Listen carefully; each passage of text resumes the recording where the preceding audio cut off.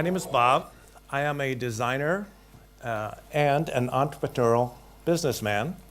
And today I want to talk about management and leadership. The reason I'm here today is because I met Bob Townsend in 1980. Some of you may have heard of Bob Townsend. Most of you probably haven't. He was the CEO that built Avis Rent-A-Car, and he wrote a breakthrough book in the 1960s called Up the Organization. Up the Organization is still the #1 book at the Wharton Business School on the must-read list. That's 50 years of being #1, so I suggest you take a look at it. It's really a book about leadership, culture building, without ego. Bob Townsend walked into my office in 1980, and he asked me if I had 15 minutes. I said, of course. He said, I'm interviewing the management team because I'm going to join the board of directors of this company, and I always want to speak with the management before I do. Oh, please come in and sit. I looked at my watch, 15 minutes, not a problem. 5 hours later, he left my office. I was stunned. I had never been in the presence of that much energy. He told me about his book, Up the Organization. I hadn't heard of it.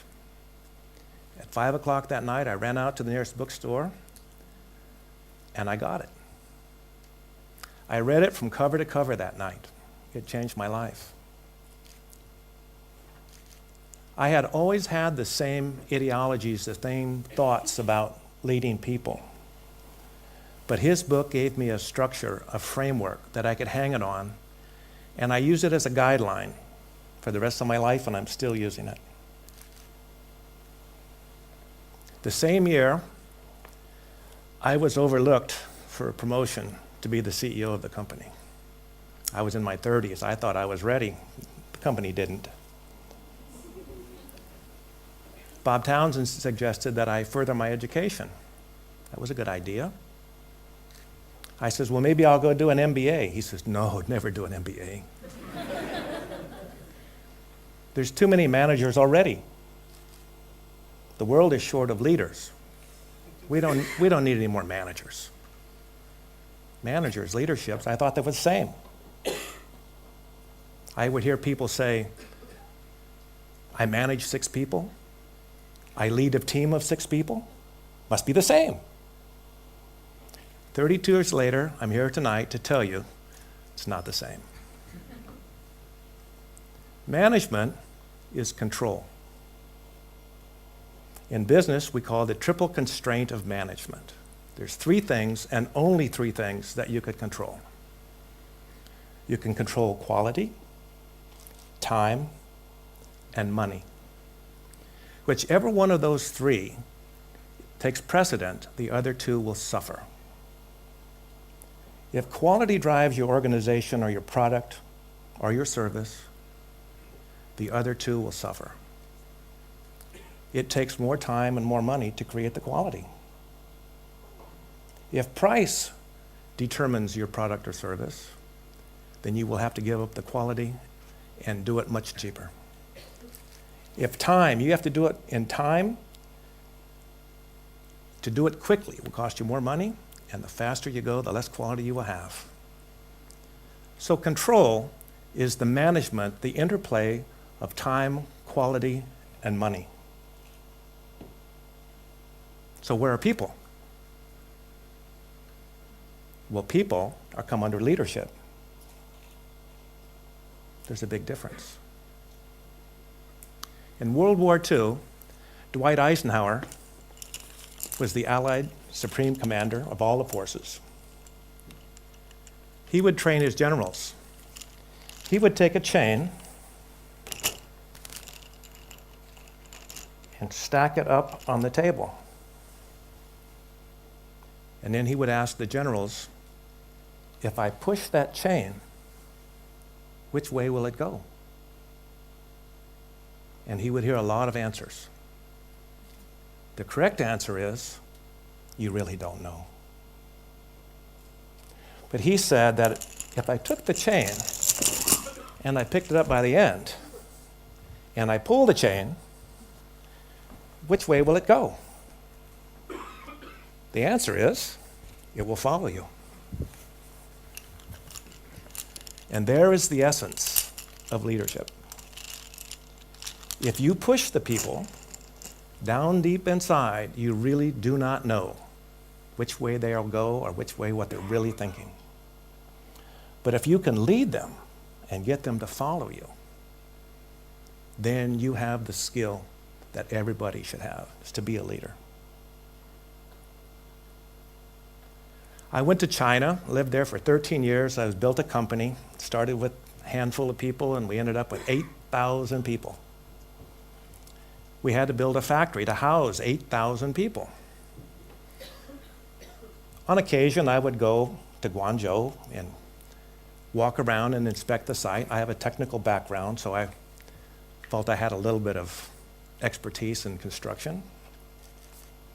And one monsoon rainy afternoon, we're walking along by the foundation, and I look down in the ditch and I see 5 or 6 men working, and they're installing a sewer pipe. And they had a level.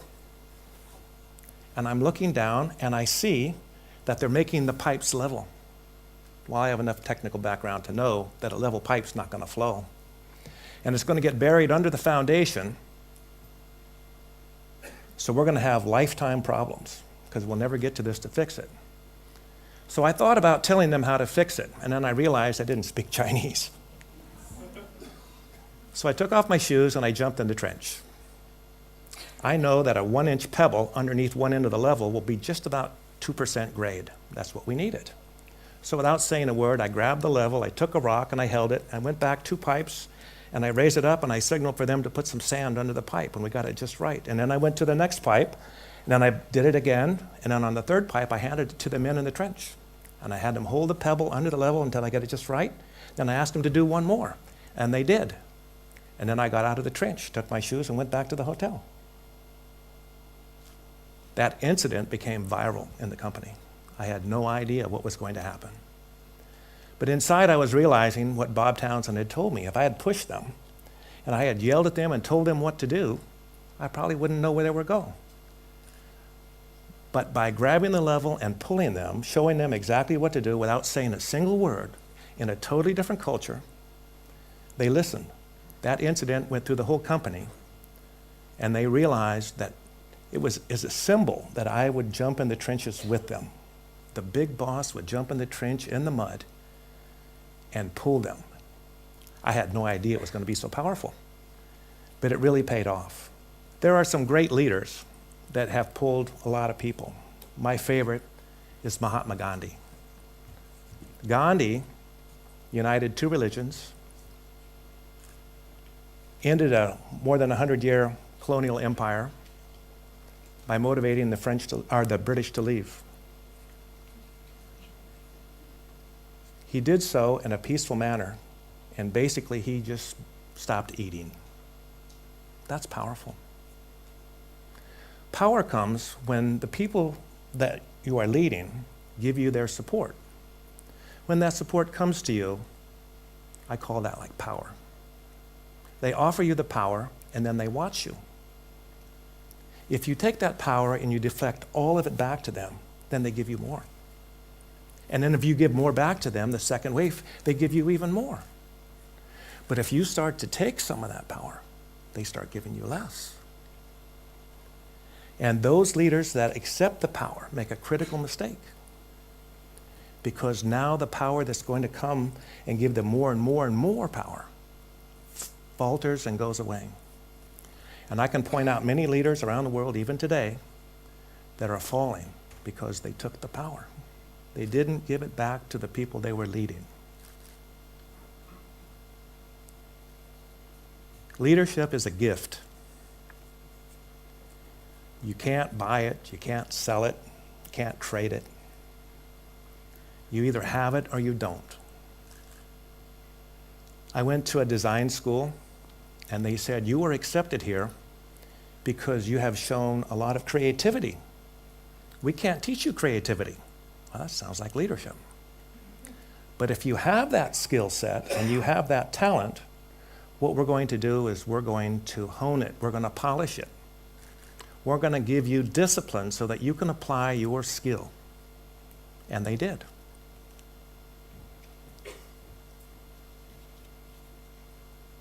Leadership is the most valuable commodity on the planet, and it is the rarest commodity we have. It's not food, the lack of food. It's not the lack of water. It's not oil or minerals. It's leadership.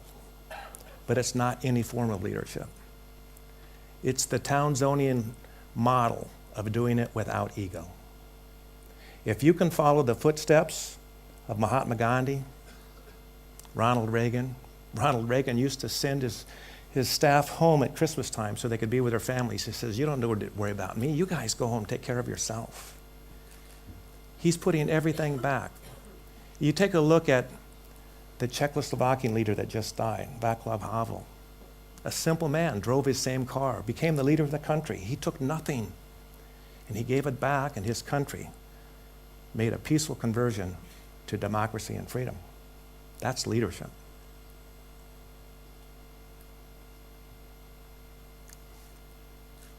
Herb Kelleher was the CEO, founder of Southwest Airlines. He would go out and work 1 day a month handling baggage in the company. Bob Townsend used to spend 1 day a week renting out cars at the counter. You need to be in touch with the people you lead, and you need to be in their shoes. So I just want to leave you with one thought. All of you here that are studying and going on to be managers and leaders, remember, if you have that skill set, to hone it and discipline it, because it is the rarest commodity on the planet and the world needs you. Thank you so much.